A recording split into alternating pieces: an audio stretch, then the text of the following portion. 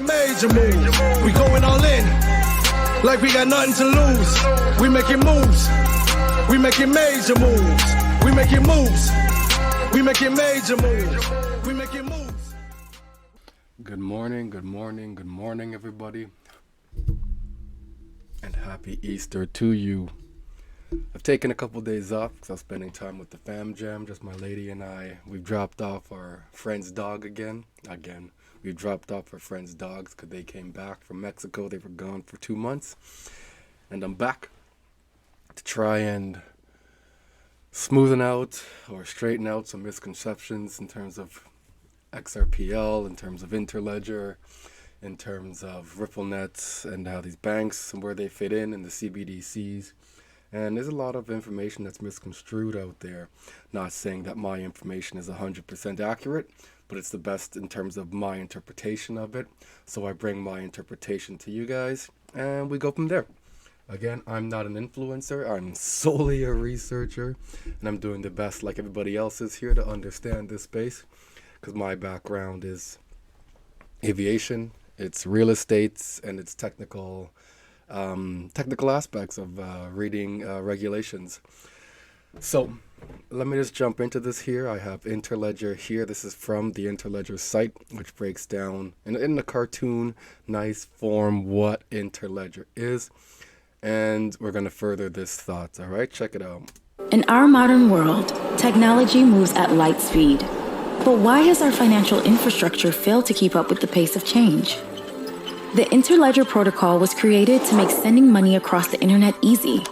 We envisioned a payments network that acts as a bridge between anyone and the entire world. Today, when we send an email, we take it for granted that once we hit send, the email will appear in the recipient's inbox almost instantly. It doesn't matter if you're sending from one email. So you see all these little dots here? Picture these as individual blockchains, all right? You have the XRPL here, you have ADA or Cardano here, you have DOT over here, you have Chainlink over here, you have Algorand over here, you have whatever else there is. Each of these dots is a blockchain. See this black space in between? Picture this as Interledger, where it's flowing in between and through all of these different companies and entities, all right, built on top of. So you have Interledger, which would be a layer 0. Then you have something like an XRPL layered on top of it. RippleNet is layered on top of the XRP ledger. XRP, XRPL, XRP ledger. RippleNet's layered on top of that. Picture, notice how my hand is like a circle. Picture this RippleNet as a walled garden. By walled garden, it means that's a permissioned entity, a permissioned company that you need permission to enter. It's not like the XRPL, not like the XRP ledger where it's permissionless, where you can just build whatever the hell you want on top of there. You need permission to enter the RippleNet. And who governs RippleNet? Ripple governs RippleNet. And who are the entities within RippleNet? Banks, central banks of the world. Governing entities, governments. So that being said, so because RippleNet is built on top of the XRPL, that is a walled garden. CBDCs are being utilized on top of the XRPL, obviously, if the RippleNet is built on top of that. So the unified ledger being the permissioned and permissionless on top of that. So it's a unified ledger essentially. And then you have ILP beneath all of that. The way I describe this with my lady is picture a river, all right? And on top of that river now, you put your place. Boom, you put your house on top of here. And your house makes coins or tokens. So now you can exchange your coin. And then somebody else, I come along and put my house on top of this river also now. So we have this river with two houses now, yours and mine. And for me to accept your currency, it's backed by the underlying river, which is ILP with its currency. So your house can draw up some liquidity now from the river and send me your token. And because Interledger connects, this, your place, and my place now, these two are interoperable. So I can receive your currency as long as my my entity and property is interoperable as well with ISO 20022, which is about interoperability and creating the standard for it. Sorry, just technical difficulty here with a falling mic. But let me just jump back into this again here now, into the video here. A provider to another. It works seamlessly in a matter of seconds, not days. The Interledger protocol is designed so you can send money as easily as you can send an email. It's a network that reflects our interconnected world, accessible to all, regardless of identity, geography, or income. One that's more inclusive, without minimum transaction amounts or costly transfer fees. The closed networks of the past keep people disconnected. Our mission is to bring our financial infrastructure into the 21st century and give everyone equal access to a global financial network. Email your digital bank or digital wallet provider and ask them to consider joining us to help make the world a more interconnected place. Visit interledger.org/today to learn more. Beautiful. So now let's just jump right into this here. Let's just see who the Interledger team is, okay? Before we know where we're going, let's just see who are the individuals who governed or created this or had a hand in touching and creating this thing here. And once we have an understanding of who these people are, then we can move forward, all right? It helps me that way. So here's tools and infrastructure. As we scroll down,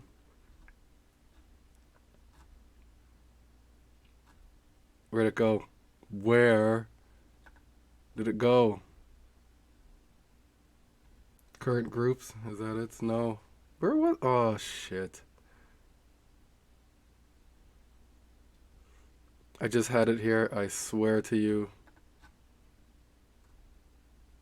Federated identity, web machine learning. This is back in 2018. Okay, where did you go? Current group report about.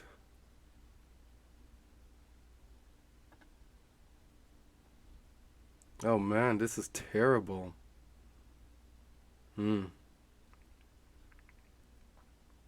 Nope, not membership, sponsor, standards, home. Oh man, I had the whole team on here. Oh, this is horrible. Alright, well, gotta keep on keeping on, right? Is that how it goes? Whatever. Here we are, Interledger, okay? Let's just go a high level overview of this here. Interledger Protocol, or ILP, is an open protocol suite for sending payments across different ledgers, like the internet, connectors, route packets of money across independent networks. So an independent network would be a different blockchain, for example. The open architecture and minimal protocol enable interoperability for any value transfer system. Interledger is not tied to a single company, all right? Blockchain or currency, which means it's interoperable with anything and everything. Add payments without being tied to a single currency or payment provider. Send payments to other ledgers, even if they are multiple hubs inspired by TCP. Interledger is easy to implement and use. Enable seamless exchange of value across payment networks. Traditional payment networks operate independently from each other. Sending a value is easy only if the sender and recipient have accounts on the same network. Right? If they're on the same network, then the language is the same. There's going to be no issue, nothing to misconstrue, nothing to get wrong with that, no lost funds. But it can be slow and expensive that they have accounts on different networks, because now you have to pay network fees to change from this network to this network. Interledger makes it easy to transact on whatever currency or payment network you choose, because Interledger is not tied to any one company, blockchain, or currency. Using Interledger, you can send XRP to someone who wants to receive ETH. Again, XRP can provide whatever currency you need. Or you can send USD to someone who wants to receive EUR, which is the European dollar. What is Interledger? Interledger is a network of computers that enables the sending of value across independent payment networks. Similar to how the internet routes packets information, Interledger routes packets of value. Computers on the Interledger network are called nodes. Nodes can take one or more of the following routes. Sender initiates a value transfer. Route applies currency exchange and forwards packets of value. This is an intermediary node between the sender and receiver. Here it is right here. Here's the independent routes between the sender here and receiver here. So this will be your interledger working. The term routers and connectors are used interchangeably throughout the document. How does Interledger work? At the core of Interledger is the ILP protocol, ILP version 4, which is what they're on right now, which is a set of rules that defines how nodes should send value over the Interledger network. ILP v4 is a request-response protocol, where requests and responses are ILP version 4 packets. Typically, a single aggregate payment from the source to destination is split into multiple ILP packets. Each ILP packet contains the transaction information which is private to the nodes participating in the transaction. ILP4 has 3 packet types: prepare, fulfill, and reject. So here's a prepare, here's a fulfill down here, and reject. They're preparing to send this to the route, then it will get rejected. Prepare, receiver, fulfill, reject, and reject. That's not it there. Okay. The sender constructs and sends a prepare packet as a request to the connecting router. Right? Connecting router. The routers forward the packet until it reaches the receiver. The receiver then accepts or rejects the packet by sending a fulfill, or reject packet as a response. The routers relay the response from the receiver packet to the sender. When the sender receives a fulfilled packet, it knows that the packet was successfully delivered to the receiver, the end user essentially. The sender then continues to send the remaining prepared packets until the value is fully transferred. Interledger does not rely on any single payment network for processing value transaction. You can connect the ILP4 router at any time to join the network. Furthermore, Interledger sends value as tiny packets, which makes transactions fast, secure, and inexpensive. Building on Interledger. Build payments into your apps or other protocols without tying yourself to a specific currency or payment network. Create accounts on our demo ledgers and start sending Interledger payments with the client libraries. Check out, okay. So in here, I had found, to take me to this here. This is the GitHub for Interledger. Here are some of the individual contributors here. I was looking into their names, didn't really pull up anything for me, except these guys do seem very interesting in terms of their contributions. So, account an administrative item that acts as a bucket of assets on a ledger. This is all for Interledger, okay? So the application layer, the set of protocols built upon the transportation layer that communicate payments, details between sender and receiver. Application layer protocols specify all the data and methods needed to set up a payment for a specific category for use cases or applications. For example, the simple payment setup protocol uses WebFinger and HTTPS for account detail lookups. So HTTPS would be a standard web page URL or tag. Arbitrage, the practice of doing cyclical transactions which start and end at the same ledger, or group of simultaneous transactions which add up to one cyclical transaction. Taking advantage of quirks and fluctuations in exchange rates, the goal is to achieve a destination amount which is higher than the source amount. Obviously. Assets. Something you can own. Can be physical or unique item, a quantity of a physical substance, a specific physical collection of coins and banknotes, a non-physical quantity of currency, non-physical claim to a resource, a reputation for keeping one's word. It's all built into that protocol. Someone else's intention to obey the terms of a contract, etc. Some type of asset can be more easily traded on a ledger than others. Also, for some assets, pairs, it's easier to determine the fair exchange rate than for others. The balance, the amount of a ledger's assets held by a given account, right here, the ledger's assets, the amount of a ledger's assets. According to Evan Schwartz. Let me pull this up for you guys here. I don't have this set up. I'm going to pull this up for you guys here. This is my channel here. Where is it here? How do I get back? Let's go to YouTube. Let's see what Evan Schwartz has to say, okay?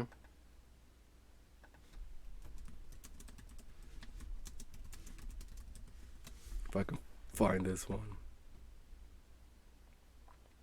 Here's just a short clip, okay, of Evan Schwartz. Some people have heard me say this before, but... Proof of work doesn't work. Some people have heard me say this before, but I'll throw it out to the audience. What is Interledger's total addressable market size?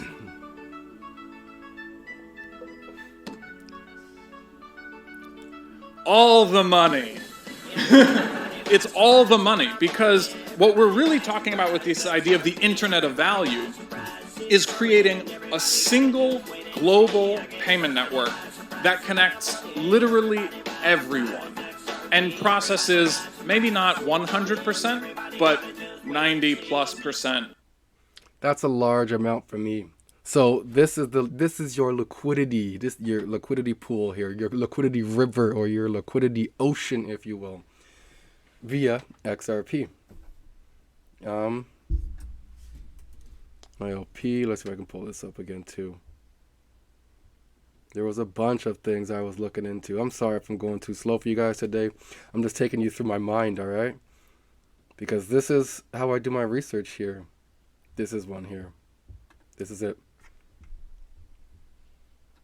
So what you can see here is I have two wallets. So we'll go into exactly how this works, but I kind of want to just give everyone who hasn't seen this before a feel for what Interledger looks like, or what the experience we're going for is. So on the left and right, you have two different wallets, and they happen to be running the same software, but what we're trying to say is you could imagine these being two completely separate ones where they're actually running, these two are actually running on different systems, even though it's the same tech stack underneath. But you could imagine one side being PayPal and the other side being something completely different, like a Bitcoin wallet or something.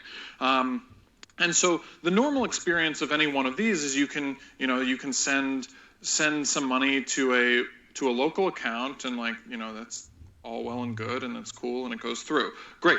But what we really want to be able to do is do something a little bit more like this, where we want to say, I'm on one system, and I want to send money over to you on this completely different system, and I don't want to think about any of that, the routing stuff that Stefan was talking about. I just want it to go through. It should just sort of work like magic. So send a little message, hi there. And so what we want to be able to do is specify either I want to specify the source currency. So if I say 10, then it will tell me, like 8 point something euros. This is dollars and euros, if you can see. We'll get there. Or I maybe want to say, actually, I want Bob to get exactly 10. And you can see it, I need to send a little bit more than 11. So if I send that through, and as I said, haven't pissed off the demo gods, then, I apparently did. Let me try just reloading, apologies.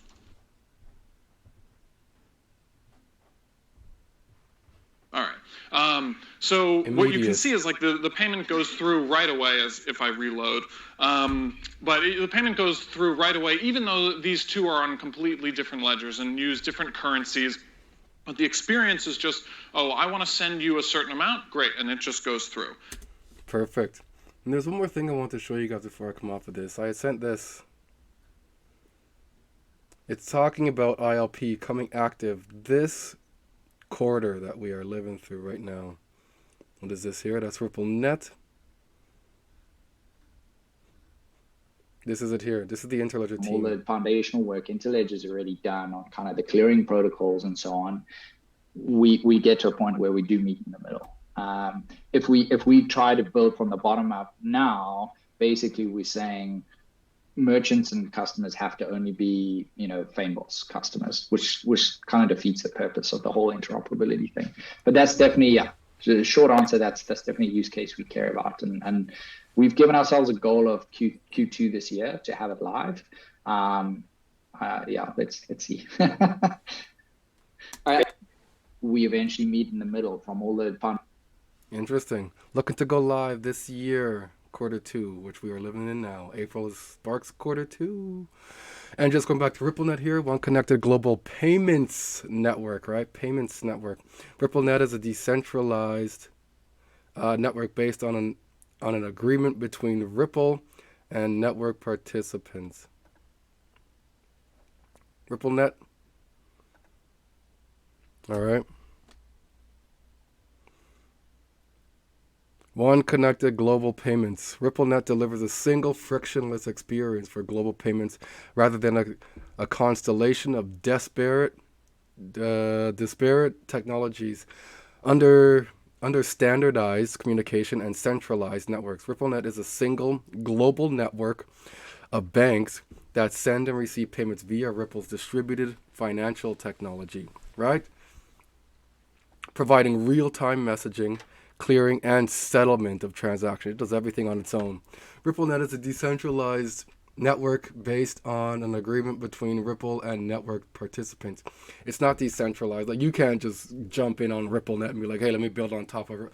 You're not building on there. It's centralized to these banks. It's a large conglomerate on top of the XRPL. So you can call it decentral because it's on a decentral platform such as the XRPL, which again is on top of the ILP network. RippleNet banks benefit from the robust connectivity, standardized technology, and rich data attachments with each payment. Ripple's distributed financial technology outperforms today's infrastructure by driving down costs, increasing processing speed, and delivering end-to-end visibility into payment fees. Here's where it becomes interesting to me, though. RippleNet rulebook and governance, okay? The value of RippleNet derives from its combination of key elements: standardized and powerful technology, a global network of banks and payment providers, a consistent set of rules and standards, and a governance structure comprised of an advisory board of industry leaders. To join RippleNet, both members and users sign an agreement with Ripple and follow the rules and standards as outlined in the rulebook. Whose rulebook?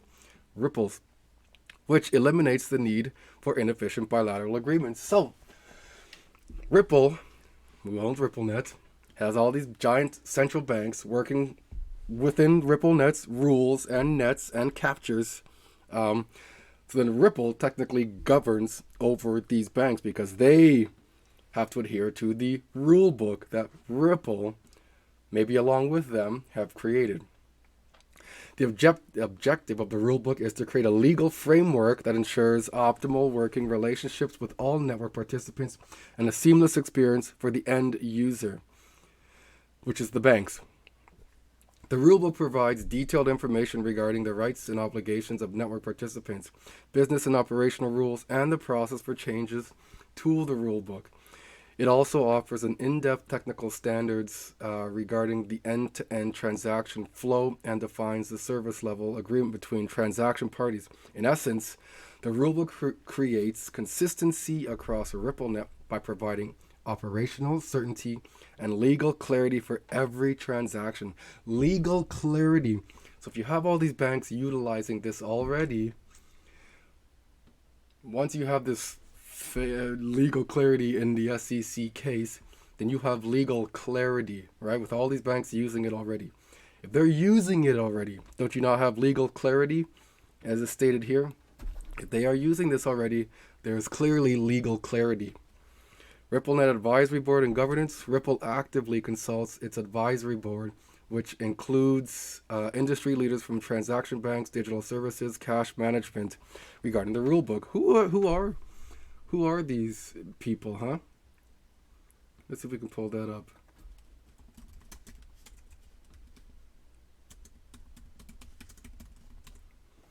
Who are the RippleNet Advisory Board? Here, let's just see. All right, a network governed by the members for the members. Growing and evolving RippleNet. Look at the members. Look at the advisory board, all right? This is what I'm talking about here. Evolve to meet the new global standard. Like, look at these people. Look at these banks who are the advisory board here. All right, and again, they sign up for RippleNet. RippleNet is a global conglomerate, which is a centralized platform that you cannot get into and I cannot get into. We just get to capitalize as the, I guess, end user once they send out all those CBDCs, wholesale, and then becomes retail, and then at that point we use it when it becomes our sovereign currency. I hope you guys found some value in this. I'm gonna come off on this now because I'm about to go for a walk. See you. Making major moves. We going all in. Like we got nothing to lose. We making moves. We making major moves. We making moves.